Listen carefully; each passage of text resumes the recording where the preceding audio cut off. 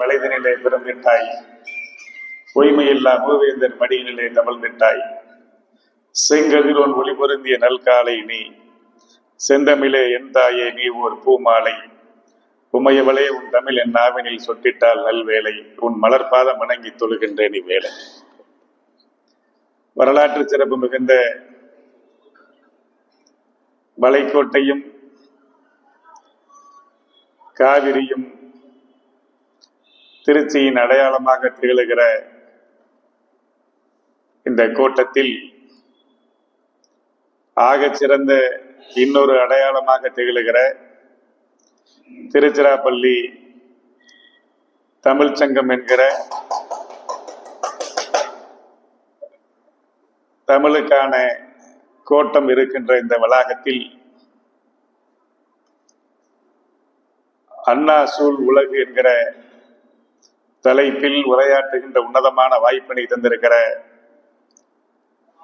திருச்சிராப்பள்ளி தமிழ் சங்கத்தினுடைய தலைவர் ஐயா முனைவர் அரங்கராசன் அவர்களே, மாட்சிமை தாங்கிய திருச்சிராப்பள்ளி தமிழ் சங்கத்தினுடைய அமைச்சர்,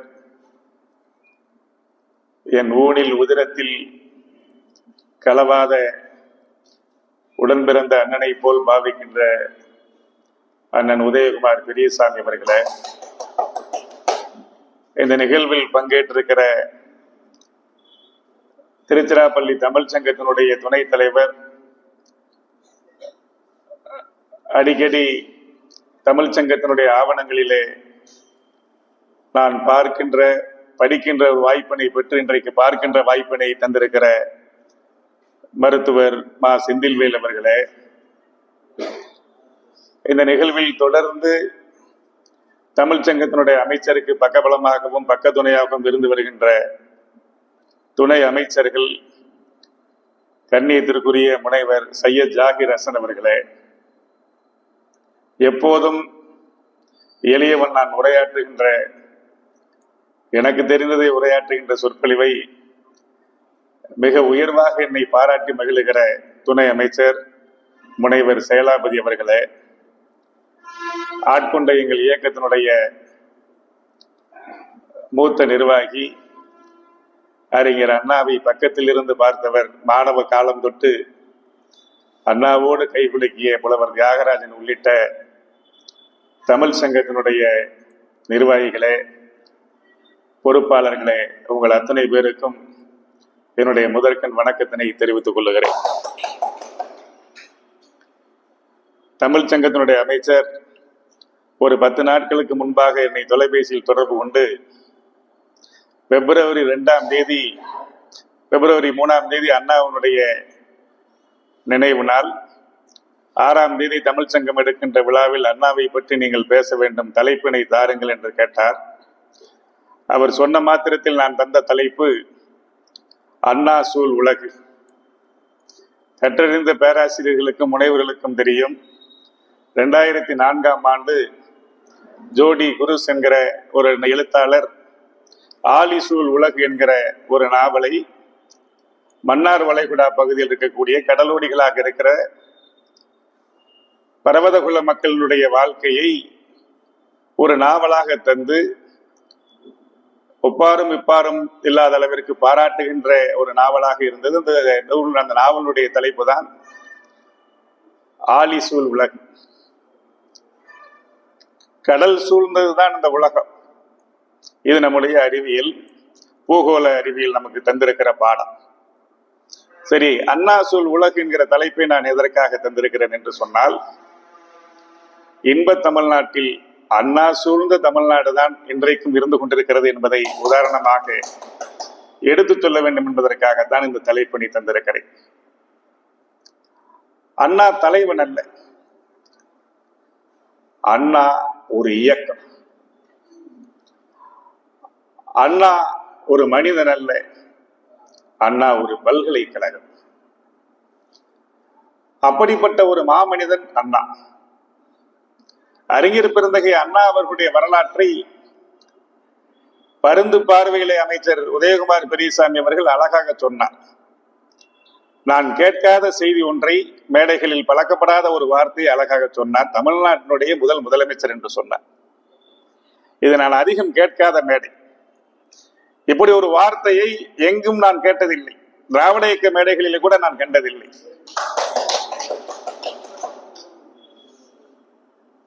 தாய் தமிழுக்கு, அன்னைக்கு தலைமகன் பெயர் சூட்டிய வரலாறு அறிஞர் பிறந்தகை அண்ணாவுக்கு உண்டு.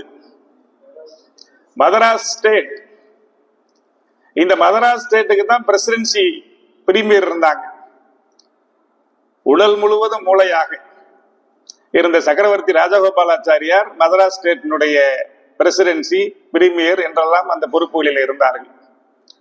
ஆனால் தாய் தமிழ்நாட்டுக்கு தமிழ்நாடு என்று பெயர் சூட்டிவிட்டு அந்த தமிழ்நாட்டினுடைய முதலமைச்சராக அறிஞர் பிறந்தகை அண்ணா இருந்தார் என்கிற வரலாற்றை தமிழ் சங்கத்தினுடைய அமைச்சர் அழகாக இங்கே பதிவு செய்திருக்கிறார். நான் உள்ளவாறே மகிழ்ச்சி அடைகிறேன். பிரசன்ஸ் ஆஃப் மைண்ட் என்று சொல்லுவார்கள் ஆங்கிலத்திலே. இயல்பான ஒன்றை வலிய போய் தேடாமல் வார்த்தைகளாலேயே அதை சுவையாக சொல்லக்கூடிய ஆற்றல் அண்ணன் உதயகுமாருக்கு உண்டு. ஆகவேதான் முதலில் இந்த முன்னாள் வரிசையில முதல் வரிசையிலே முதலிடத்தில் இருக்கக்கூடியவர் நன்றாக கைதட்டி பழக்கப்பட்டவர். அவர் தொடங்குகிற போதே கைதட்டினார். இவர் கைதட்டுதல் வந்தது உடனே சொன்னார், நான் நிறுத்திக் கொள்ளட்டுமா, நிறுத்திக்கிறேன். இப்படி இலகுவாக இயல்பாக ஒரு ரசனையோடு பேசக்கூடிய ஆற்றல் அண்ணன் உதயகுமாருக்கு உண்டு. ஆக அண்ணா முத்தினில் அழகு இருக்கும், முல்லையில் மனம் இருக்கும், மொத்தமும் நிறைந்திருக்கும் என் அண்ணா மொழிந்திடும் ஒரு வார்த்தை. நாட்டிற்கு ஒருவரடி நற்றமில் அறிஞரடி என் அண்ணா கீழ்குணம் அறியாரடின்னு கண்ணதாசன் பாடு. நாட்டிற்கு ஒருவர், என் அண்ணா நாட்டிற்கு ஒருவரடி, ஆனால் அவருக்கு கீழ்குணம் அறியாரடி. முத்து அழகா இருக்கும், முல்லையில் மனம் இருக்கும், ஆனால் என் அண்ணா பேசுகிற ஒரு வார்த்தையில் இவை மொத்தமும் நிறைந்திருக்கும். இப்படி தாளாட்டுகிற சிந்தனை கண்ணதாசனை போல வேறு எந்த மாகவிங்கனாலும் இயல. தலைவர்களை ஆராதிக்க வேண்டும் என்றால் கண்ணதாசன் தான் ஒரு தாயாக நின்று தன்னுடைய மடிவளர்ந்த பிள்ளையை தாளாட்டுவதை போல, ஆராதிப்பதை போல கொண்டாடுகிற ஒரு உயர்ந்த பழக்கம் கண்ணதாசனுக்கு உண்டு. அறிஞர் பிறந்தகை அண்ணா உடல் நலிவுற்றிருக்கிறார். நலிவுற்றிருக்கிற காலத்தில் கருத்து முரண்பட்டு காங்கிரஸ் பேரிய இயக்கத்திலே கண்ணதாசன் இருக்கிறார். ஆனாலும் கூட தில்லானா மோகனாம்பாள் பாடலிலே படத்திலே வருகிற அந்த பாடலை தந்த கண்ணதாசன் அது யாருக்கு தந்தார் என்று சொன்னால் அண்ணாவுக்காகவே தந்தார். நலந்தானா நீ நலம்தானா, உடலும் உள்ளமும் நலந்தானா, இந்த பாடல்களை போட்டவன் கண்ணதாசன். அப்படி அண்ணாவை அவர்கள் வர்ணிக்கிற போது தன் பிள்ளையை வர்ணிப்பதை போல அண்ணா மட்டும் கிடையாது, பெருந்தலைவர் காமராஜரை வர்ணிக்கிற போதும் அப்படித்தான். தங்கமணி மாளிகையில் மனித பந்தலிட்டு மங்கையர்கள் சுட்டு நின்று உன்னை மாக்கோலமிட்டு உன்னை கொண்டாடுகிற நாட்கள் என்று அவர்கள் சொல்லுகிற அந்த பாடல் வரி. மாமதுரை நாட்டில் மறவர் படை நடுவில் தேமதுர தமிழ் பாடும் திருநாடார் தங்குளத்தில் ஏழை மகன் ஏழை என வந்துதித்த இன்னமுதே நீ நிமிர்ந்தால் தலையிடிக்கும், நிற்பதற்கோ இடம் இருக்கும், அமைவான ஓர் குடிலில் ஐயா நீ வந்துதித்தாயின்னு அந்த சிவகாமி அம்மா கூட காமராஜர் அப்படி பாடியிருக்க முடியாது. அப்படி பாடியவன் கண்ணதாசன்.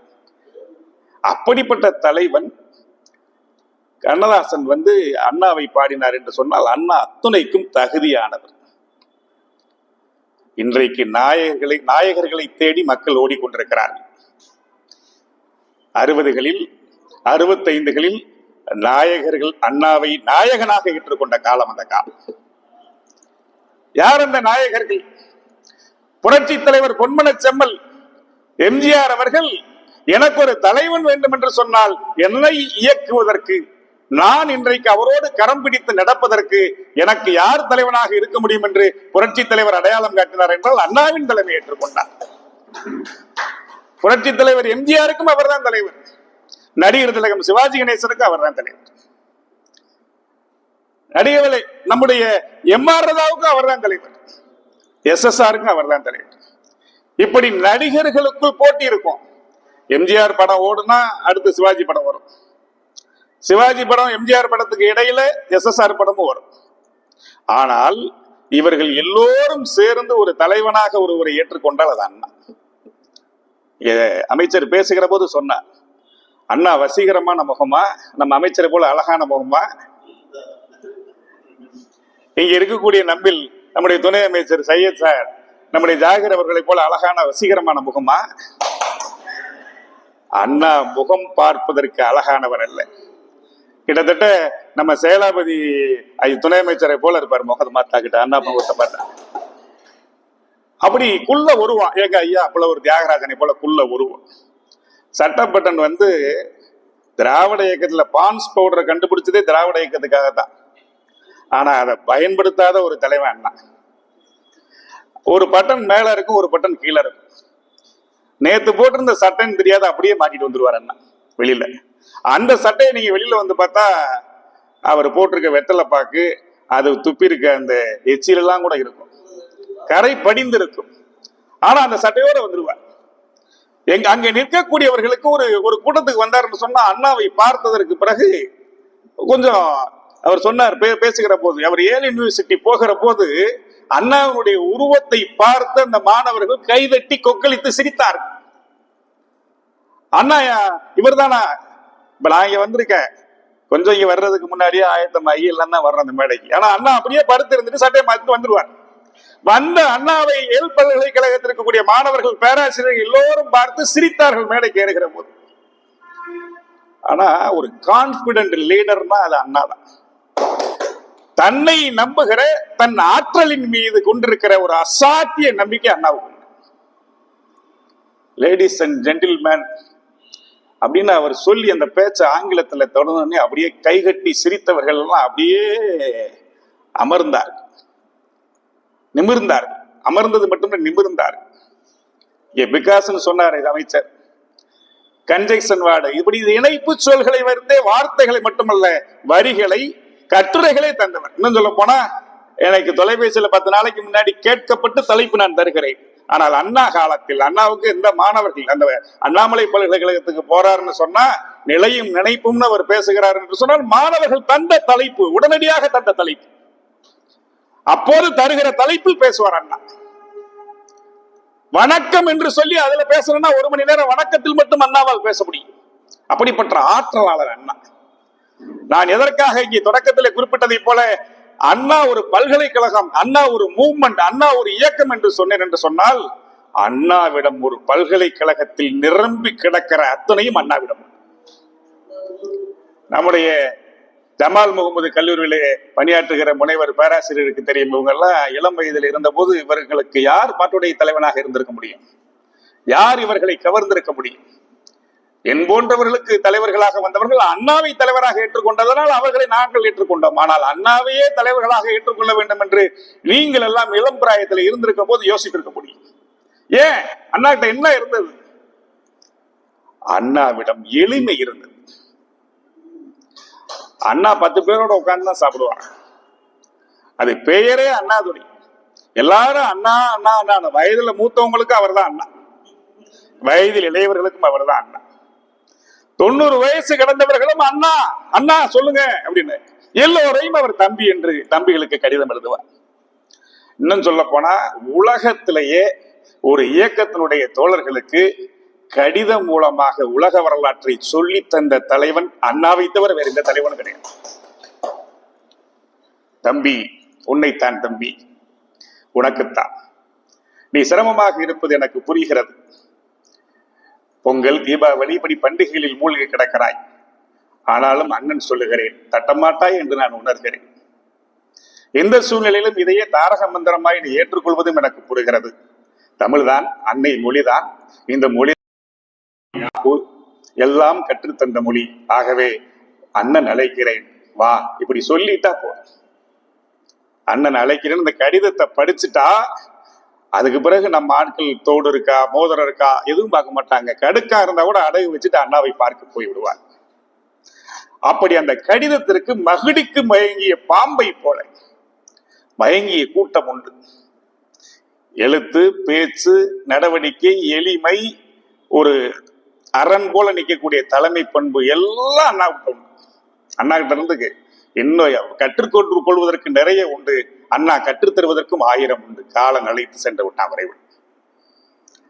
அண்ணா இயக்கத்தில் பயின்றவர்கள் தான் இன்றைக்கு கிட்டத்தட்ட 60 ஆண்டு கால திராவிட இயக்க ஆட்சிக்கு அடித்தளம் யார்? அண்ணா. இந்த மாமனிதன் போட்டு தந்திருக்கிற இந்த மேடையில தான் நின்று கொண்டிருக்கிறது தமிழ்நாடு. எங்கள் அன்னைக்கு, என் தாய்க்கு இன்னொருவன் பெயரை நான் சூட்டியிருப்பதற்கு வாய்ப்பில்லை. என் மொழி தமிழ், ஆகவே என் தாய்க்கு பெயர் சூட்டுகிறேன் தனையன் பெயர் வச்சா தமிழ்நாடு. அந்த அண்ணாவை கொண்டாடுகிற இந்த தமிழ்நாடு 60 ஆண்டு கால மேடை அமைத்து தந்தது நம்முடைய அண்ணா. அண்ணா வந்ததுக்கு பிறகுதான் காரியவாக செயலாளர் ஆனார். அதுக்கு முன்னால வரைக்கும் காரியவாக இங்கே பொருளாளர் கைலாசம் என்று அழகாக திருச்சிராப்பள்ளி தமிழ் சங்கம் அறுதிட்டு சொன்னது. ஆனால் அன்றைக்கு பொருளாளர் பொக்கிஷர். அண்ணாவின் தமிழ் மலர்வதற்கு முன்னால் பொருளாளர் பொக்கிஷர். இப்படித்தான் இருந்தது. அதை அன்பு அழகு தமிழால் மாற்றியவர் அண்ணா. விவாக சுபமுகூர்த்த பத்திரிகை திருமண அழைப்புதலாக மாறியது அண்ணாவினுடைய காலம். அண்ணா வந்ததற்கு பிறகுதான் சட்டசபை சட்டமன்ற பேரவையானது. சட்டசபை சட்டமன்ற பேரவையானது அண்ணா வந்ததற்கு பிறகுதான் தமிழ்நாடு மட்டுமல்ல, தமிழ் தாய் தமிழ் இந்த மண்ணிலேயே தொடர்ந்து இருக்க முடியும் என்று நினைவூட்டியது. சங்க காலத்தில் வாழுகிற தமிழை அண்ணாவின் காலம்தான் தமிழ்நாட்டுக்கு கற்றுத்தந்தது. ஆனால் புதிய கோணத்தில் சிந்திக்க தூண்டியது. பழைய பழக்கங்கள், பழைய பண்பாடு, பழைய மொழி எல்லாவற்றையும் கற்றுத்தந்த அண்ணா புதிய கோணத்தையும் சிந்திக்க தூண்டினார். அண்ணா கிட்ட எந்த படோடமும் கிடையாது. பெரியாரை தலைவராக ஏற்றுக்கொண்டார். தந்தை பெரியாரை தலைவராக ஏற்றுக்கொண்டார். தன்னை காட்டிலும் படிப்பில்லாத ஒரு ஞானியை, ஒரு தத்துவ மேதையை பெரியாரை தலைவராக ஏற்றுக்கொண்டார். சரி, பெரியார் அழுத்தமான நெறியை மட்டுமே போதித்துக் கொண்டிருந்தார். இந்த காலகட்டத்தில் அண்ணா சிந்திக்கிறார். நெறி எவ்வளவு முக்கியமோ, கொள்கை எவ்வளவு முக்கியமோ, அந்த அளவிற்கு லட்சியத்தை ஈடேற்றுகின்ற இடமும் நமக்கு முக்கியம் என்பதை அண்ணா கருதினார். என்ன பெரியாருக்கும் அவருக்கும் பிரச்சனை? பெரியார் இந்த நாடு விடுதலை பெற்றதற்கு பிறகு அப்பவே பிரச்சனை ஆரம்பிச்சிருச்சு. இந்த நாடு விடுதலை பெற்றதற்கு பிறகு இந்த விடுதலையை கொண்டாடுறது கருப்பு நாள்னு அறிவிக்க சொன்னார். ஆனால் அண்ணா இல்லை, இந்த ஜனநாயக மாண்புக்கு இடைக்கால தீர்வாக இந்த நாடு வெற்றி பெற்றிருக்கிறது. பல்வேறு தியாகிகளை இழந்து விட்டு இந்த மண்ணிலே நாம் இந்த விடுதலையை பெற்றிருக்கிறோம். ஆகவே இதை கொண்டாட வேண்டும் என்று அண்ணா முயற்சி பெற்றார். அப்படி பல பல கட்டங்களாக கருத்து வேறுபாடுகள் வந்தது. ஆனாலும் பெரியாருடைய லட்சியங்களை நிறைவேற்றுவதற்குத்தான் அண்ணா இத்தனையும் உருவாக்கினார். ஒன்று ஒன்றாக சுயமரியாதை திருமணம், சாதி மறுப்பு திருமணம் இன்றைக்கு சட்டமாக ஆக்கப்பட்டிருக்கிறது என்று சொன்னால் அண்ணாவினுடைய கையெழுத்து தான், இல்லைன்னா கிடையாது. தமிழ் மந்திரங்கள் இன்றைக்கு ஆலயங்களிலே ஒலிக்கப்படுகிறது என்று சொன்னால் அண்ணா போட்ட வித்து. அறிஞர் பந்தகை அண்ணா இல்லை என்று சொன்னால் இன்றைக்கு தென்னாடுடைய செவனை போற்றி எந்நாட்டவருக்கு விரைவா போற்றி கோகலியாண்ட குருமனிதன் தாழ்வாக என்று பாட முடியாது. அண்ணா உருவாக்கி தந்த கட்டமைப்பு தான் திருவாசகம் உள்ளே நுழைந்திருக்கிறார். அண்ணா ஆர்கியுமெண்ட்ல மிகப்பெரிய தேர்ந்த ஒரு சொற்பொழிவாளர். மிகப்பெரிய டிபேட்ல அவர் மிகப்பெரிய ஆளுமையோடு பேசக்கூடியவர். அண்ணா யார்கிட்டெல்லாம் மோதினார்? ராபி சேது பிள்ளையோடு மோதுகிறார். நாவலர் சோமசுந்தர பாரதியோடு மோதுகிறார். ராமாயணம், பெரிய புராணம் இவைகள் எல்லாம் நம்மை மழுங்கடிக்கக்கூடிய ஆயுதங்களாக இன்றைக்கு குத்தீட்டிகளாக இருக்கிறது. இது ஆரியர்களுடைய கைப்பாவையாக அவர் இந்த தமிழ் சமூகத்தை பால்படுத்துகிறது. ஆகவே இவற்றை தீயிட்டு கொளுத்த வேண்டும் என்று கூட சொன்னார். ஆர்கியுமெண்ட் வருது, பிரச்சனை வருது. நாவலர் சோமசுந்தர பாரதி அண்ணாவை கடுமையாக விமர்சிக்கிறார் ஆரோக்கியமான சூழலோடு. அதை போல ஒரு பக்கம் ராபி சேது பிள்ளை, சொல்லின் செல்வர் ராபி சேது பிள்ளை, அவர் ஒரு பக்கம் கடுமையாக இருக்கிறார். என்னோடு உங்களோடு நான் வருவதற்கு தயார், விவாதிக்க தயார். 1 மணி நேரம் அல்ல, 2 மணி நேரம் கூட வாதிடுகிறேன். என் கருத்தில் நியாயம் இருந்தால் நீங்கள் ஒப்புக்கொள்ளலாம், ஏற்றுக்கொள்ள மனமில்லை என்று சொன்னால் நீங்கள் விட்டு விட்டு போகலாம்னு சொல்லி அண்ணா 1 மணி நேரத்திற்கு மேலாக அவரோடு தனியாக வாதிட்டு இருக்கிறார். அவருமாக வழக்குரை காதை போல வாதிட்டு இருக்கிறார். அப்படிப்பட்ட தன் கருத்தின் மீது அழுத்தமான நம்பிக்கை கொண்டிருக்கிற மிகப்பெரிய தலைவன் அண்ணா. அண்ணாவோடு வாழ்ந்தவர்கள் என்று சொல்லக்கூடிய போல ஒரு தியாகராஜன் போன்ற யாரையாவது பார்த்தா இன்னைக்கு அவங்க பாதம் தொட்டு நாம் வணங்கி விடலாம். அப்படிப்பட்ட தலைவன் இன்னைக்கு கிடைக்க, தலைவன் இல்லாத தமிழ்நாடாக தத்தளித்துக் கொண்டிருக்கிறது. அண்ணா எத்தனை பேரை உருவாக்கி இருக்க. திராவிட நாடு கொள்கை கைவிடப்படுகிறது, ஆனால் அதனுடைய தேவை, அதற்கான காரணம் இன்னும் உயிரோடு இருக்கிறதுன்னு சொன்னார். சொன்னது மட்டும் கிடையாது, திராவிட நாடு தன்னுடைய பத்திரிகைக்கு பேரே திராவிட நாடுன்னு வச்சார். தமிழ்நாடு சொல்லிக் கொண்டிருக்கிற ஒவ்வொரு காலகட்டமும் திராவிட நாடு பெயரை உச்சரித்துக் கொண்டே இருக்க வேண்டும் சொன்னார் அண்ணா. ஆங்கிலத்திலும் தமிழிலும் அழகாக வாதிடுவது மட்டுமல்ல, எழுதுவதிலும் அவருக்கு நிகரான தலைவன் கிடையாது. எழுத்தாற்றல், பேச்சாற்றல், அதே மாதிரி எத்தனை நாவல், புதினம், திரைத்துறை சார்ந்த விஷயங்கள்லாம் எத்தனை எழுதியிருக்காரு. பார்வதி பிஏ, அதே மாதிரி வேலைக்காரி, ரங்கூன் ராதா, இது மாதிரி நிறைய படைப்புகள். செவ்வாழை, அண்ணாவுடைய செவ்வாழை, அந்த செவ்வாழையினுடைய கதையை படிச்சா அது ஒரு சிறுகதை தான், ஆனாலும் கூட அதை படிக்கிற போது அந்த செவ்வாழை பழம் எப்படி இருக்கும், அதை ரசனையா அவர் சொல்லுகிற விதம். நாம இன்னைக்கு செவ்வாழை கடை மெலிந்து கிடக்கு, ஆனா அந்த செவ்வாழை வந்த காலத்துல செவ்வாழையை பார்க்காத தமிழர்களே நிறைய பேர் உண்டு. ஆனால் அந்த அண்ணா செவ்வாழையை பத்தி சொல்லுகிற போது அதுக்குள்ள அப்படியே நாக்கெல்லாம் ஊறிடும், அந்த அளவுக்கு சொல்லுவார் செவ்வாழையினுடைய கதையை படிக்கிற போது. இப்படி பல்வேறு கட்டத்துல அவருடைய மாற்றம். அண்ணாட்ட ஒரு முறை கேட்கிறாங்க, இன்னைக்கு நிறைய பேராசிரியர் முனைவர்கள்லாம் இங்க இருக்கிறாங்க. அந்த எளிமையா, இப்ப நம்ம உதயகுமார் பெரியசாமி சமூகமா எப்படி சொல்ற மாதிரி அண்ணா கிட்ட வந்து விழும் வார்த்தைகள். அகநானூறுனா என்ன, புறநானூறுனா என்ன கேள்வி கேட்கிறாங்க. சிம்பிளா பதில் சொல்றாரு அண்ணா. உணர்ந்து மகிழ்வது அகநானூறு, பகிர்ந்து தருவது புறநானூறு. அவங்க மட்டுமே உணர்ந்து மகிழ்வது அகநானூறு, இதெல்லாம் சொல்ல முடியாது வெளியில. பகிர்ந்து வழங்குவது புறநானூறு, இப்படி சொல்ல முடியுமா? அண்ணாதான். விவாதம் வருகிறது. நேரு நாடாளுமன்றத்தில் இருக்காரு, நம்முடைய அண்ணா இருக்காரு மாநிலங்களவையில்.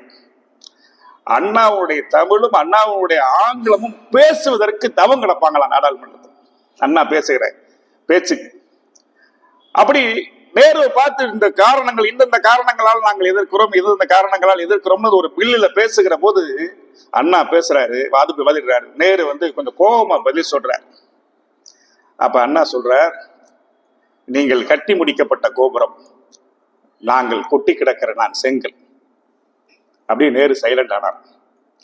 ஒருவரை வார்த்தையால் கூட மனசை தட்டி உடைச்சு, நீங்க கட்டிட்டீங்கயா, நீ கட்டி முடிக்கப்பட்ட கோபுரம், கொட்டி கிடக்கிற செங்கல் அப்படின்னு சொல்லிட்டு அடுத்து அவர் புரிய வைக்கிறார், இந்த செங்கல் இல்லைன்னா உன் கோபுரம் இல்லை. அண்ணா சிலாகித்து தான் சொன்ன வார்த்தை, ஆனா எச்சரிக்கையான வார்த்தைகள். செங்கல்னு நீ நினைச்ச சுதத்தை உதாசீனப்படுத்திடாத, செங்கல் தான் உன்னுடைய அடித்தளம், அதுதான் உன் கோபுரத்தை தாங்கி நிற்கக்கூடிய செங்கல்னு சொல்றேன். இது மாதிரி நிறைய உதாரணங்கள். காமராஜர் சொல்றார், திமுகவை ஒழிச்சிருவேன், அண்ணாவுடைய கூட்டத்தை ஒழிச்சிருவேன்னு சொல்றார். இத அண்ணா என்ன சொல்றாங்க, என்ன காமராஜர் மேல நீங்க இவ்வளவு பெரிய நட்பு வச்சிருக்கீங்க, ஆழமான புரிதல் கொண்டிருக்கீங்க, நாங்க காமராஜரை பத்தி ஏதாவது பேசினா கூட நீங்க கோவப்பட்டு பேசாதீங்க, அவரை பத்தி உங்களுக்கு என்ன தெரியும்னு சொல்றீங்க, ஆனா காமராஜர் உங்களை ஒழிச்சிருவோம்னு நம்மள சொல்றாரு. அப்ப சொல்றாரு அண்ணா, உண்மைதானே, அவர் ஒரு மிகப்பெரிய தேசிய கட்சியினுடைய தலைவர், நாட்டுக்கே முதலமைச்சர், அவர் நினைச்சா நம்மளை ஒழிச்சிட முடியும்ல. நம்ம ஒரு சின்ன கட்சி, எளிய கூட்டத்தினுடைய தலைவர்னா அவர் சொன்னதுல தப்பு கிடையாது. ஆனால் அவர் சொன்னவாறு நம்மை ஒழிக்க முடியாத அளவிற்கு நாம் நம்மை பாதுகாத்துக் கொள்ள வேண்டும். இது அண்ணா எவ்வளவு அழகான புரிதலை. அந்த காமராஜரை தான் பாத்தீங்கன்னா திருப்பரங்குன்றத்துல ஒரு மாநாடு நடத்தி, அங்க அந்த மாநாட்டுல தேர்ந்தெடுக்கப்பட்டுறாங்க. திருச்செங்கோடுல மாநாடு நடத்தி நம்முடைய ராஜாஜி தோல்வியை கண்டுறாரு. அப்பதான் அண்ணா சொல்றார், குன்றம் உயர்ந்தது கோடு தாழ்ந்தது. பச்சை தமிழன் காமராஜன் பெரியார் சொன்னாருன்னா, பச்சை தமிழன் காமராஜன் அங்கீகரித்தார் அண்ணா. காமராஜர் முதலமைச்சர். தமிழ்நாட்டில் இன்னைக்கு இந்த மாதிரியான பண்புகள் எல்லாம் வளர வேண்டும் என்பதற்காக நான் தமிழ் சங்கத்தில் பகிர்ந்து கொள்கிறேன். காமராஜர் முதலமைச்சர். 1956 அண்ணா அங்க காஞ்சிபுரம் சட்டமன்ற உறுப்பினர். அப்ப காமராஜர் அந்த தண்டலம், காஞ்சிபுரத்துக்கு உட்பட்ட தண்டலம் மாநாட்டுல ஒரு மாநாடு, தொகுதி மாநாடு நடத்துற. அந்த மாநாட்டுக்கு காமராஜர் அழைச்சிட்டு வர்றார். காமராஜர் வர்றாரு, அண்ணா சட்டப்பேரவை உறுப்பினர். காமராஜர் பேசுவதற்கு முன்னால் அண்ணா பேசுறாரு. இப்ப காங்கிரஸ்காரங்கெல்லாம் இடையில பாத்தீங்கன்னா எப்படி எதிர்கட்சிக்காரர் நடத்துறாரு, உங்களை கடுமையா விமர்சனம் பண்றாங்க ஆட்சிய, நீங்க எப்படி போய் இந்த மாநாட்டுக்கு வரலான்னு இடையில பார்த்து இந்த வரவேற்பு கொடுக்குறதுல தடுக்கிறாங்க.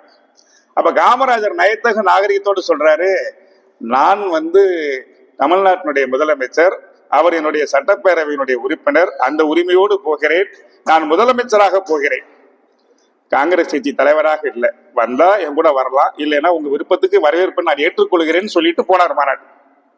மேடைக்கு வந்ததுக்கு பிறகு அண்ணா ஓப்பனிங் ஸ்பீச் பேசுறார், வரவேற்புரை பேசுறார். வரவேற்பு பேசுகிற போது எதிர்கட்சியில் இருந்து அண்ணாவால் வெற்றி பெற்றால் என்ன செய்ய முடியும் அப்படின்னு நீங்க கேட்டீங்க.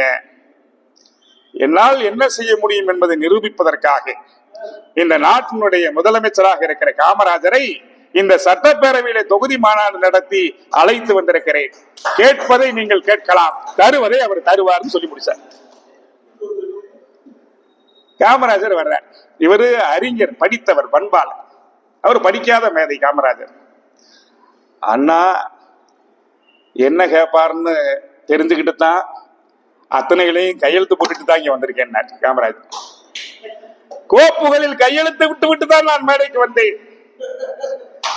அண்ணா என்ன கேட்பாருன்னு எனக்கு தெரியும், அண்ணா என்னெல்லாம் கேட்க போறாருங்கிறதையும் தெரிஞ்சுக்கிட்டு தான் வந்து கையெழுத்து போட்டு தான் வந்திருக்கேன். இந்த நயத்தகு நாகரிகம் எங்க இருக்கு? கேரளால வேணா பக்கத்துல இருக்கு. முதலமைச்சரும் எதிர்கட்சி தலைவரும் ஒரே விமானத்தில் பயணிச்சு அங்க இருக்கக்கூடிய வெள்ள சேதங்கள்லாம் பார்வையிட முடியும். தமிழ்நாட்டில் அண்ணா காலத்துல ஒரு மறுமலர்ச்சின்னா என்ன? அண்ணா காலத்தில் ஏற்பட்ட மறுமலர்ச்சி தான் மறுமலர்ச்சி.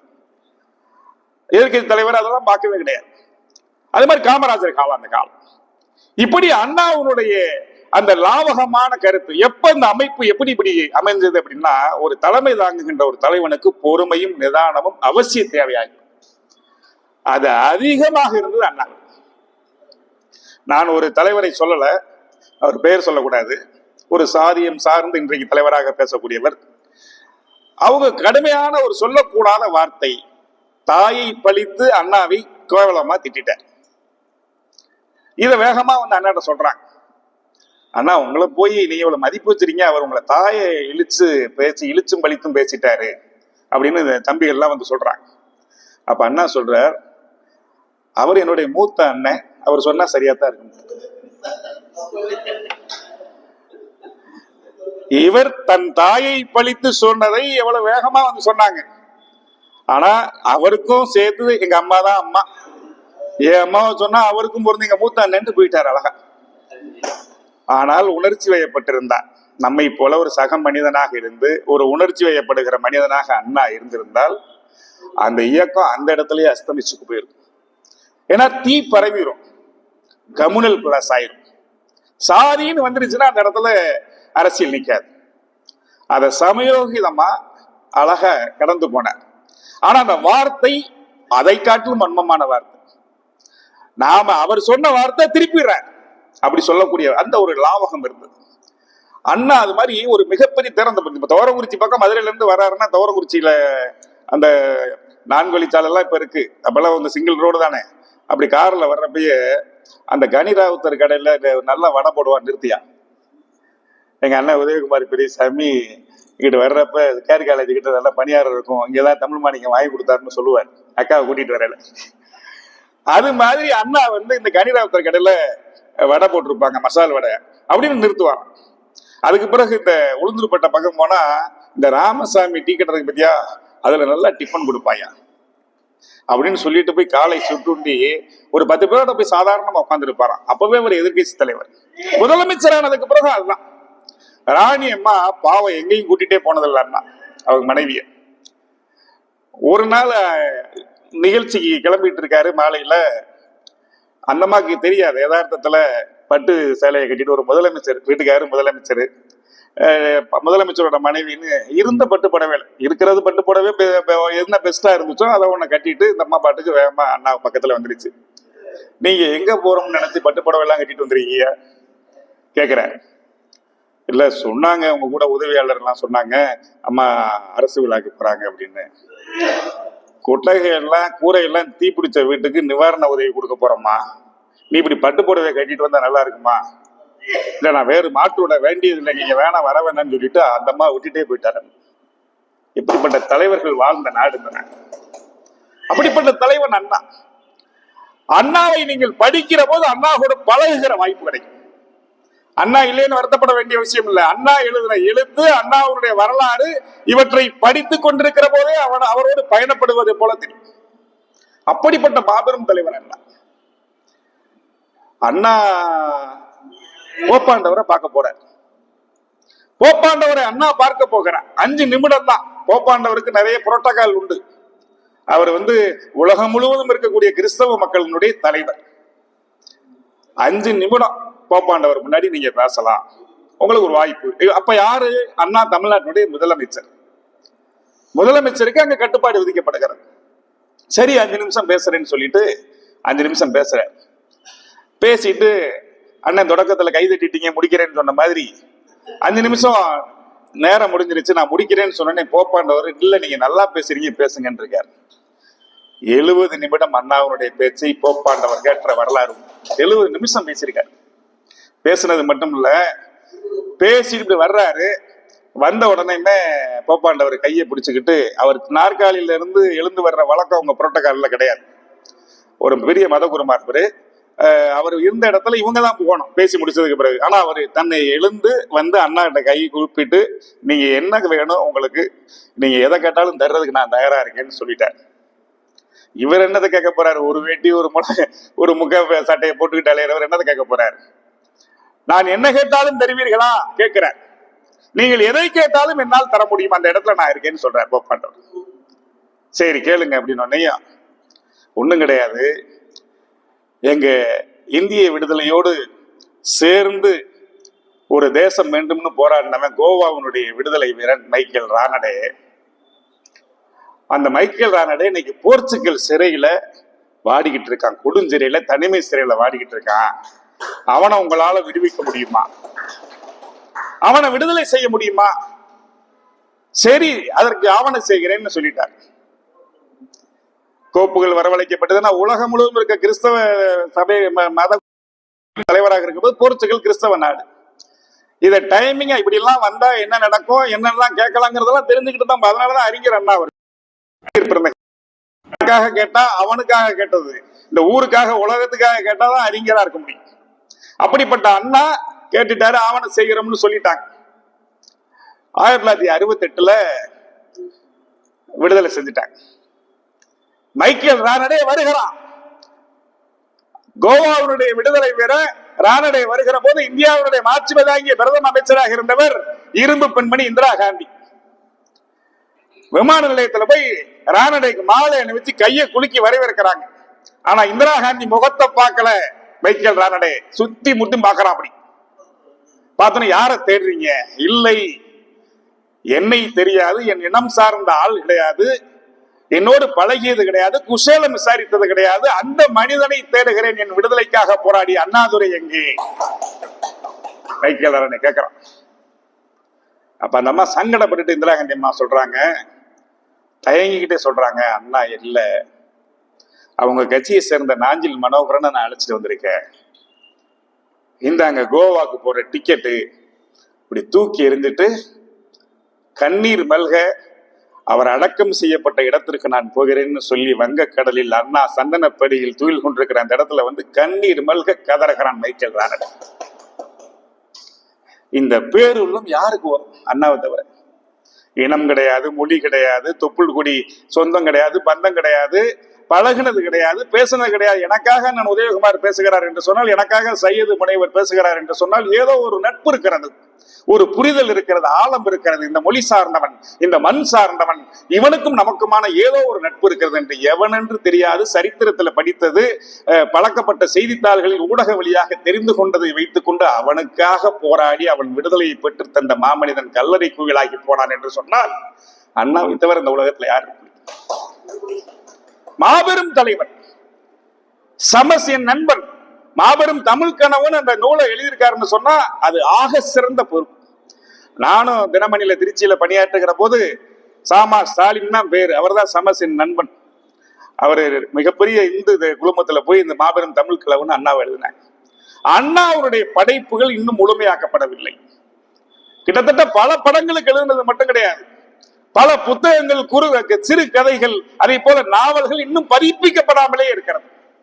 நான் உட்பட இந்த தமிழ் சமூகம் தாழ நாம் இன்றைக்கு வெட்கப்பட வேண்டிய விஷயம். அண்ணாவை இன்னும் கொண்டு சேர்க்க வேண்டிய தூரம் அதிகமாக இருக்கிறது. நான் திருச்சிராப்பள்ளி தமிழ் சங்கத்தினுடைய அமைச்சருக்கு நன்றி தெரிவிக்கிறேன்.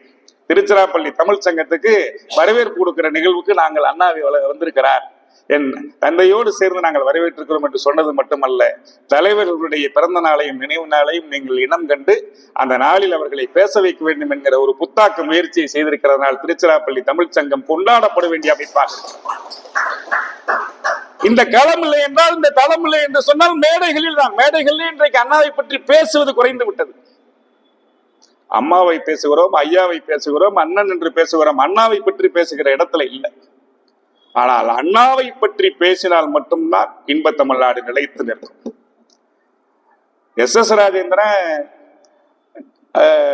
பெரிய நடிகர். எம்ஜிஆருக்கு மக்கள்கிட்ட செல்வாக்கு உண்டு, எஸ்எஸ்ஆருக்கு கட்சிக்குள்ள திராவிட முன்னேற்ற கழகத்துக்குள்ள செல்வாக்கு அதிகமாக உண்டு.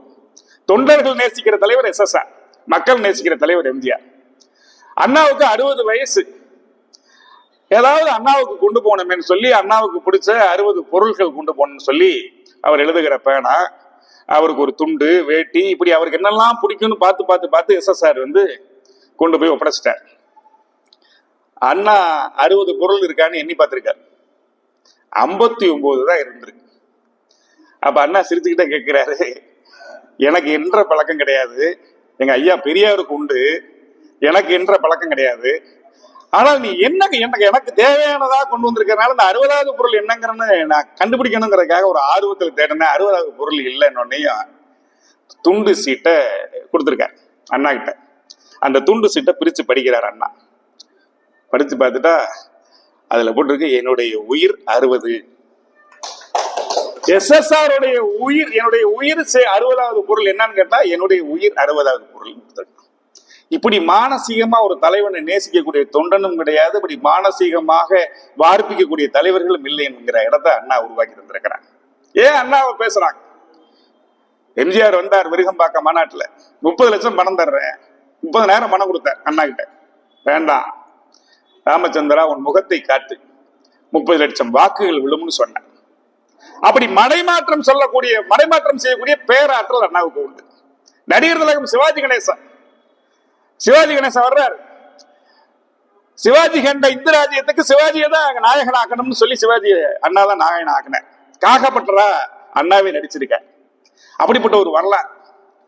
எப்படி ஆரியர்கள் ஒரு அடுத்த சாம்ராஜ்யத்துக்கு கூட என்ன வாழ்வழிவும் தோல் வலிவும் இருந்தா கூட அவங்க இந்த மன்னர் பொறுப்புக்கு வர முடியாதுங்கிறத சிவாஜி கண்ட இந்த ராஜ்யத்துல காட்சிப்படுத்திருப்பார் அண்ணா. அதுக்கு சிவாஜி கணேசன் ஒரு வாய்ப்பு கொடுத்தார். அப்படிப்பட்ட தலைவன் எல்லா மனநிலையும் எப்படி இப்படி பதியம் போட்டார், எப்படி வேரூன்றி நின்றார். வரலாற்றில் 1.5 கோடி பேர் அண்ணா என்கிற தலைவன் இறந்து போன போது 1.5 கோடி பேர் அங்க கூடிய கூட்டம் சென்னையில். 1.5 கோடி பேர். அதை விஞ்சுவதற்கு இந்த உலகத்தில் எந்த கூட்டமும் இதுவரைக்கும் வரல, இனி வரப்போறதும் இல்லை. 1.5 கோடி பேர் கின்னஸ் ரெக்கார்டு ஆவணமாக்கப்பட்டிருக்கிறது. என்ன பெரிய திரை நடிகரா, பெரிய அழகானவரா? என்டி ராமாராவ பக்கத்துல ஆந்திராவில பார்த்துட்டா ஸ்ரீராமனே வந்ததை போல கொண்டாடுவார்கள். ஆனா அண்ணா அப்படியா? இல்ல. அப்ப அண்ணாட்ட என்ன இருந்தது? 1.5 கோடி பேர் திரண்டிருக்கான். ஆயிரக்கணக்கானவர்கள் அண்ணாவுடைய இறுதி ஊர்வலத்துக்கு சென்றவர்கள் செத்து போனார்கள். இன்னும் அரசாங்கத்தினுடைய பதிவு ஒழுங்கா இல்லை. பாலத்துல ரயில்ல போகிற போது பாலம் இடித்து தலை துண்டாகி இறந்து போனவங்க அதிகம் உண்டு. தினமணி வைத்தியநாதன் தப்பிச்சு போனதா சொல்லியிருப்பார், எழுதியிருப்பார் கலாரசிகன். நானும் அந்த மாணவர்கள் படையில் சென்றவன் தான். நான் சற்று முன்னால் போனவர்கள் எல்லாம் தலை இடித்து செத்து போனேன், நான் கொஞ்சம் குனிஞ்சுக்கிட்டேன், தப்பிச்சுட்டேன், தினமணி வைத்தியநாதன் எழுதியிருப்பார் அண்ணாவை பற்றி எழுதுகிற போது. 1.5 கோடி பேர் அங்க தவம் கடந்தானா, ஆயிரக்கணக்கானவர்கள் இறந்து போனான்னா அந்த தலைவனிடம் எண்ணம் இருந்தது. ஏன் தலைவர்களிடம் இன்றைக்கு அது இல்லை? இந்த 2 கேள்விக்கு விடை தெரிந்தா அண்ணாங்கிற தலைவர் இருந்துகிட்டே இருப்பான் அந்த உலகத்துல. நான் தொடக்கத்தில் குறிப்பிட்டதை போல அந்த வாஞ்சை மிகுந்த பாசம். நான் தொடக்கத்தில் சொன்னதை போல கான்பிடன்ட் லீடர். பொதுக்குழு நடக்குது, திராவிட முன்னேற்ற கழகத்துடைய பொதுக்குழு நடக்குது. அண்ணா மேல குற்றம் சொல்லி பேசுறாங்க. பேசுற உடனே மேடைக்கு போல அண்ணா. என் மீது குற்றம் சொன்னதற்கு பிறகு நான் மேடையில் இருக்கக்கூடாது, நான் கீழே எதிர்வரிசையில் உட்கார்றேன், குற்றச்சாட்டு நிரூபிக்கப்பட்டால் எனக்கு தண்டனை கொடுங்க, இல்லைன்னா என்னை மேடையத்துங்கன்னு சொன்னார். அது விசாரணை செய்யணும். இன்னைக்கெல்லாம் தலைவங்கள்ட்ட கேள்வி எல்லாம் கேட்டுட்டுலாம் வாழ்ந்துட முடியாது. அண்ணா அந்த விசாரணையை நடத்த விட்டுத்தான் அங்க இருந்தார். அது மட்டும் கிடையாது, பொதுச் செயலாளர் பதவி, இன்னைக்கெல்லாம் தலைவர் பதவியை விட்டுட்டுலாம் முடியாது. தான் போனதற்கு பிறகும் கூட அதை எழுதி வைத்து விட்டு போவோம்ங்கிறதா உயில் இன்னைக்கு. ஆனால் அண்ணா காலத்திலேயே பொதுச் செயலாளராக நாவலர் இருக்க வைத்து விட்டு அவர் சாதாரணமா இருந்தார். என்னால் முடியும், ஏன்னா அண்ணா தான் கட்சி, அண்ணா தான், அண்ணாக்கு தான் இயக்கம், அண்ணாக்கு தான் இளைஞர்கள், அவர் மீது ஒரு நம்பிக்கை. அப்படிப்பட்ட தலைவர் அண்ணா. அவருடைய நினைவு நாள் என்கிற காரணத்தால் February 3 நினைவு நாள் என்று சொன்னா, இந்த அண்ணாவை மறந்து விட்டு இன்னைக்கு இருக்க இளைஞர்களுக்கு அண்ணா போய் சேரல ஒழுங்கா. அண்ணாவினுடைய தத்துவம் போய் சேரல, அண்ணா யார் என்பது போகல, அண்ணாவினுடைய இந்த புரிதல் அவர்களுக்கு இல்லை. இன்னும் சொல்லுகிறேன், அண்ணா 1000 ஆண்டு இருப்பார். ஆனால் 1000 ஆண்டு இந்த தமிழ்நாடு இருக்க வேண்டும் என்று சொன்னால் அண்ணாவை படிக்க வேண்டும். நாம் அண்ணாவை பயிற்றுவிக்க வேண்டும். அவங்க படிக்கணும், நாம பயிற்றுவிக்க வேண்டும். திருச்சிராப்பள்ளி தமிழ் சங்கம் இன்றைக்கு எடுத்திருக்கிற முயற்சி, எல்லா தமிழ் அமைப்புகளும் எடுக்க வேண்டும். அண்ணாவின் பெயரில் பேச்சு போட்டி இருக்க வேண்டும். பேச்சு எப்படி இருக்க வேண்டும்? இன்றைக்கு அதுக்கு பிறகுதான் பேச்சுக்கெல்லாம் பாடம்லாம் வருது, எடுப்பு தொடுப்பு முடிப்பெல்லாம். ஆனா அண்ணா கிட்ட பேசிட்டா, அண்ணா பேச்ச கேட்டுட்டா அவன் பெரிய பேச்சாளர், அவ்வளவுதான். அண்ணா பக்கத்துல இருந்து கை குலுக்கிட்டா அவன் பெரிய பேச்சாளர், அவனை மிஞ்சுவதற்கு ஆள் கிடையாது. திமுக என்ன பேஸ்மெண்ட், திராவிட முன்னேற்ற திராவிட இயக்கத்துக்கு திமுக காரங்கிட்ட ஒரு ஆள் பேச முடியாதுப்பா, வாதம் செய்து ஜெயிக்க முடியாது. இந்த நிலையை எப்படி ஏற்படுத்தினார்னா, கட்சி அமைப்புகளே வாதிடுகிற பயிற்சியை தந்தவர் அண்ணா. தமிழ் அங்க அண்ணா காலத்துல எத்தனை பத்திரிகை, திராவிட நாடு மட்டுமா, மன்றம் இருந்தது, தென்றல் இருந்தது. தன்னுடைய தலைவர்கள் பூரா பத்திரிகை நடத்தணும்னு சொல்லி ஊக்கப்படுத்தினார். அந்த பத்திரிகையில பூரா அண்ணா எழுதுவார், அது அதிகமா அந்த விற்பனை ஆகும். அப்படி அண்ணா தேடி தேடி தேடி தந்தது தமிழ்நாட்டுக்கு நிறைய உண்டு. அவர் ஆட்சி காலத்துல செய்ய முடியாதது குறைவுதான். தமிழ்நாடுன்னு பெயர் மாத்தினார், சுயமரியாதை சட்ட வடிவத்தை, அந்த திருமணத்தை அங்கீகரித்தார். அதே மாதிரி நிலங்கள் ஒரு பூர்சுவாக்கள்கிட்ட இருக்குது, இந்த பதவி ஜமீன் மானிய ஒழிப்புகள் இதெல்லாம் செய்ய வைக்கிறது. ஆனால் அதுக்கு பிறகு கலைஞர் வந்ததுக்கு பிறகுதான் அது சட்டமாக்கப்பட்டது, குறைவு. ஆனால் இந்த 60 ஆண்டு கால தமிழ்நாட்டினுடைய நீட்சி, இந்த ஆட்சியினுடைய சாதனைகள், திராவிட இயக்கத்தினுடைய கட்டமைப்பு வலிமாக பல்வேறு திட்டங்களை கொண்டு வந்ததுக்கு யார் காரணம்? அகரம் அண்ணா, பேஸ்மெண்ட் அண்ணா, அடித்தளம் அண்ணா. அண்ணா என்ற தலைவன் போட்ட வித்து தான். சரி, அண்ணா நினைச்சிருந்தா இன்னைக்கு சராசரி தலைவர்களை போல அண்ணா நினைத்தா, அந்த பேர் உள்ள எப்படி இருந்துச்சு? தாய் உள்ள அண்ணாவோட உள்ள. தந்தை பெரியார் மாதிரி அவரை விமர்சிச்சு பேசின ஆட்கள் வேற தலைவனே கிடையாது. அண்ணாவை அவ்வளவு விமர்சனம் பண்ண. கண்ணீர் துளி பசங்கம் பார் பெரியார் ஐயா, கண்ணீர் துளி பசங்கம் பார். அண்ணாவை தோற்கடிக்க வேண்டும் என்று பல கட்டத்தில் முயற்சி எடுத்தார் பெரியார். அண்ணா வரக்கூடாதுங்கிறதுக்காகவே காமராஜரை தூக்கினார். ஆனா 67 அண்ணா முதலமைச்சர். நீங்க குறிப்பிட்டு சொன்னீங்களே, உடனடியா காரை திருச்சிக்கு விடியா, இந்த திருச்சிக்கு வருது கார், அன்பில கூப்பிடுற, பக்கத்துல இருக்கவங்களை பூரா அழைச்சிட்டு பெரியார் மாளிகைக்கு போங்கிறார். இவங்களுக்கு ஒரு அச்சம், என்ன கருத்தும் எதிர்புதிரமா இருந்துட்டு பெரியார் தோக்கடிக்க நினைச்சாரு, அங்க விட சொல்றாரு, என்ன பிரச்சனை ஆக போதா தெரியலையேன்னு. நேரா போனாரு பெரியார்கிட்ட. ஐயா, நான் ஆட்சி அமைச்சிருக்கேன்னு நினைச்சலாம், நீங்க நினைக்கலாம், இந்த ஆட்சி உங்கள் காலுக்கு காணிக்கன்னு சொல்லிவிட்டார். அந்த பெரிய உடம்பு நடுங்காத, யாரை பார்த்தாலும் நடுங்க மாட்டார் பெரியாரு. அன்னைக்கு அந்த உடல் நடுங்குச்சு பெரியார். நடுங்கிட்டு கையை பிடிச்சிட்டு கண்ணீர் விடுறார். யாரை கண்ணீர் துளி பசங்கன்னு சொல்லி விமர்சனம் செய்தாரோ அவர் கைகள் தன் கையை பற்றுகிற போது பெரியார் கண்ணீர் சொன்னார். அந்த பேருலாம் இன்னைக்கு அப்படியே விட்டுட்டு போயிருந்தாருன்னா திமுகவும் திகாவுக்கும் இன்னைக்கும் எதிர்ப்பு தான், டக்கவாறு தான் இருக்கும். பெரியாரை திராவிட இயக்க மேடைகளிலே பயன்படுத்த மாட்டாங்க. ஆனால் தன்னுடைய ஆசா, தனக்கு தத்துவ பேராசிரியர் பெரியார், நாம் இன்றைக்கு அந்த ஆட்சியில வந்திருக்கோம்னு சொல்லி கங்கணம் கட்டிட்டு போயிடக்கூடாது. அவரோடு குசேலம் விசாரிச்சாதான், அவரோட நட்பு பாராட்டினாதான் இது 1000 ஆண்டு தேவையாக இருக்க முடியும். ஆகவே அப்படிப்பட்ட ஒரு தொலைநோக்கு பார்வையோடு சிந்திச்சார். அதனால திராவிட இயக்க மேடைகள்ல பெரியார் படம் இன்னைக்கு இருக்கு. அன்னைக்கே அவர் எதிர்ப்புன்னு சொல்லி இருந்தா நீ பெரியார் படம் இருக்காது. இது தேவை என்று நினைத்தார். அப்படிப்பட்ட தலைவர் தன்னை விட்டுட்டு போனார். ஈவிகே சம்பத், கண்ணதாசன் போயிட்டார் அவர் கூட. அவங்க தமிழ் தேசிய பேரியக்கம்னு ஒரு அமைப்பை தொடங்கிட்டு போயிட்டாங்க. போனதுக்கு பிறகு ஒரு பெருங்கூட்டம் காஞ்சிபுரத்துல அண்ணா வர்றாரு, சாரட்டு வண்டியில குதிரை வண்டியில கூட்டிட்டு வர்றாங்க தொண்டர்கள் தான். கண்ணதாசனும் ஈவிகே சம்பத் வருகிற கார் அந்த கூட்டத்துக்குள்ள மாட்டிருச்சு. மாட்டினோடனே ஒரு பதட்டம் வந்துருச்சு. ஏன்னா உட்கார்ந்து இருக்கிற கார் முன் சீட்ல உட்கார்ந்து ஈவிகே சம்பத்னா அடிச்சு கொண்டுருவானு, அவ்வளவு பெரிய வெறி. அண்ணா சாப்பிட்டு, ஆனா அண்ணாவினுடைய தொண்டர்கள் கோபக்காரங்களா இருந்தாங்க. அப்ப பார்த்த உடனே கண்ணதாசன் ஒருத்தன் கண்ணதாசனை பார்த்து சொல்லிட்டான்னு போய் டம்மு டம்மு டம்முன்னு காரை அடிச்சிருக்காங்க. காரை திறந்துக்கிட்டு அண்ணான் இருக்காரு கண்ணதாசன். நம்ம கண்ணதாசன்யா, அப்ப முன்னால பார்த்தா நம்ம ஈவிகே சம்பத்தியா அப்படின்னு இப்படி சொன்ன உடனே அந்த கூட்டம் அப்படியே விலகிச்சான். கடல் அலை விலகுவதை போல விலகிச்சான். கண்ணதாசன் எழுதுறான், நாங்கள் அன்றைக்கே எங்கள் கதை முடிந்திருக்கும். அண்ணாவை என்ன நான் விமர்சனம் பண்ணி பேசியிருந்தாலும் அண்ணான்னு கத்துற அபயக்குரல் மாதிரி கத்துன உடனே அண்ணா அப்படியே நின்று எங்களை காப்பாத்தினாரு. அந்த தாய் அன்பு எங்க இருக்குன்னு அண்ணா மறைந்ததற்கு பிறகு கண்ணதாசன் எழுதுறாரு. அப்படிப்பட்ட தலைவர். நான் தொடக்கத்திலே குறிப்பிட்டதை போல மணி 7:30 தொடங்குகிறது. அண்ணாவை நினைத்திருக்கிற, ஓரளவு நினைவுபடுத்திருக்கேன். பருந்து பார்வையில அண்ணாவை தொட்டிருக்கிற, அவ்வளவுதான். அண்ணாவினுடைய மாணவனா கூட நான் இருந்ததில்லை. அண்ணாவை உங்களில் பலரை போல படித்திருக்கிறேன். அண்ணாவோடு வாழ்ந்தவர் புலவர் தியாகராஜன் போன்றவர்கள் எல்லாம். ஆனாலும் கூட நான் படிக்கிற போது எனக்கு தலைவர்களின் மீது பெரிய பற்றுறுதி உண்டு. அதனாலதான் திராவிட இயக்கத்தில் நாம் இருக்கோம். ஆனாலும் அந்த அண்ணாவை படிக்கிற போது இந்த எளிமை இன்னைக்கு வருமா? இந்த மாதிரி நிதானமான அடுத்தவர்களை வளர்த்து விடுகிற தலைமை கிடைக்குமா? அப்படி ஒரு தலைமகன் தவப்புதல்வன் இந்த மண்ணுக்கு வரமாட்டாரா என்கிற ஏக்கம் ஒவ்வொரு நாளும் எனக்கு இருந்து கொண்டே. பால்பட்டு போன அரசியலில் எப்படிப்பட்ட பளிங்கு சிலை போல அண்ணா தென்படுகிறார். அந்த காலம் வராதா? அப்படி அரசியல் மாறாதா? எல்லாம் இன்றைக்கு வணிகமயமாகி போய் காசு இல்லைன்னா வாழவே முடியாதுங்கிற நிலைமை போனதுக்கு பிறகு தத்துவம் எங்கே பேசப்படுகிறது? எங்கே திராவிட இயக்கத்தினுடைய குடிநிலையில் நிற்கப் போகிறது?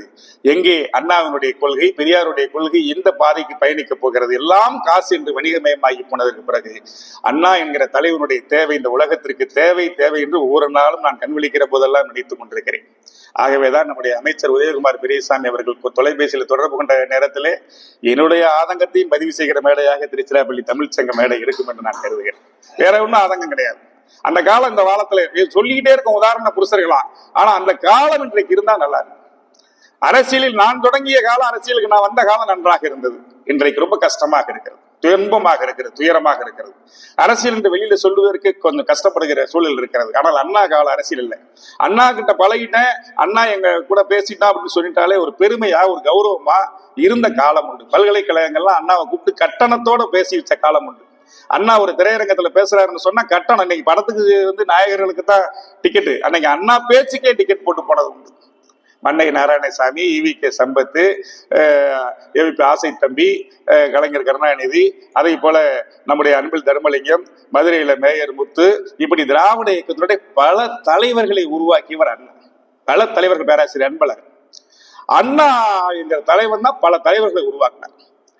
அண்ணா பல்வேறு, இங்க திருச்சிக்கு வந்தா திராவிட பண்ண முத்துகிருஷ்ணன், இங்க அண்ணாவுடைய பல நூல்கள் யார் எழுதி தந்திருக்கானா திராவிட பண்ணை அந்த நூல் நிலையத்திலிருந்து தான் அச்சிடப்பட்டிருக்கிறது, பதிப்பிக்கப்பட்டிருக்கிறது. ஆக எளியவர்களை துணை கலைக்கக்கூடிய அவர் நீதி கட்சியிலிருந்து திராவிடர் கழகம் உருவாக்கப்படுவதற்கு காரணம், நீதி கட்சியில பெரிய ஜமீன்தார்கள் மிட்டாமிராசுகள்லாம் இருந்த கட்சி.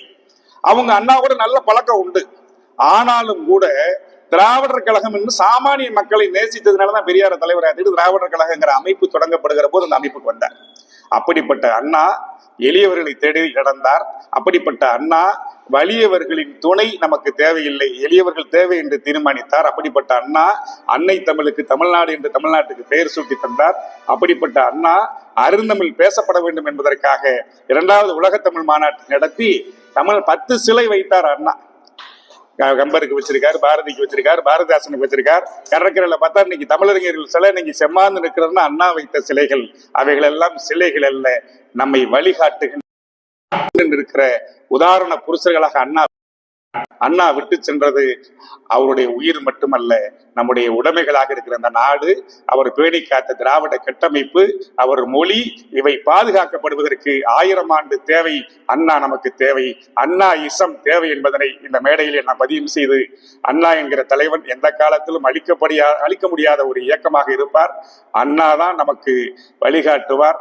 அண்ணாவை நான் இன்னொரு முறை சொல்ல வேண்டும் என்று சொன்னால், அண்ணாவை இந்த காலத்தில் வாழ்ந்த தமிழன்னையாக நான் பார்க்கிறேன்.